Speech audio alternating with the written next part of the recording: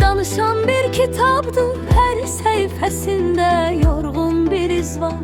Oxuyuruq ama anlamırıq çox vaxt, çünki hər kəsin içində gizli bir sızı var. Uşaqlıq keçir xəbərsiz, səssiz, böyüyürük birdən səbəbsiz tələsik. Gözlərdəki işıq azalır yavaş yavaş, gülüşlər olur daha az, daha sönük. İnsan yorulur ama demir heç kimə, çünki güclü görünmə öyrədilib bizə. Halbuki içimizdə qırılan bir dünya var, səssizcə dağılır hər gün hissetdirmədən heç kəsə. Zaman keçir, heç nəyi saxlamır, nə sevinci, nə dərdi, nə də insanı. Bir gün baxırsan ki özündə yad olmusan, axtarırsan dünəni, tapa bilmirsən.